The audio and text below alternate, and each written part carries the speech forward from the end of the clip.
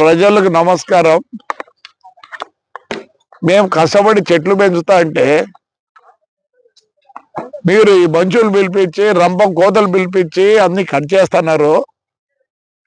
దయచేసి నేను చెప్తున్నా, మీకు ఏంటన్నా అలాంటి పరిస్థితి ఉంటే అడ్డమో ఏమన్నా ఉంటే మేము ఉన్నాం రెడీగా. మాకు ఇన్ఫార్మ్ చేయండి దయచేసి. కష్టపడి చెట్లు నాటుతా అంటే ఆ రంపం తెచ్చేది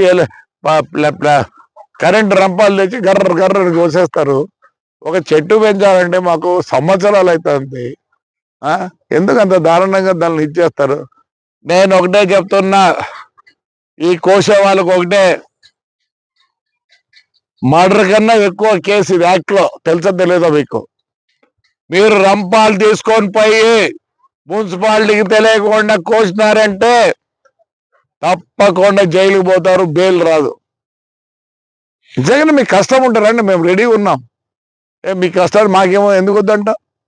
వచ్చేది వాడు ఉన్న పిలిచేది బర్రని కోసేది. ఇంటోడు జైలు పోతాడు, కోసినోడు జైలు పోతాడు. యాక్ట్ అట్లుంది. కావాలంటే చదువుకోండి మీరు, యాక్ట్ తెప్పించి.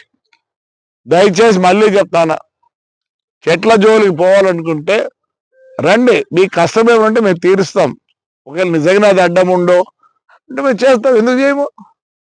అంతేగాని ఇప్పుడు నుంచి అయ్యా కట్టెలు వాళ్ళు కోసే వాళ్ళకి చెప్తున్నా, పోవద్దండి, తప్పకుండా జైలు పోతారు. ఒక చెట్టు పెంచాలంటే 80,000 90,000 అవుతుంది. మీకు ఆ కష్టం తెలియదు, ఏదో కోసేస్తారు బర్రని.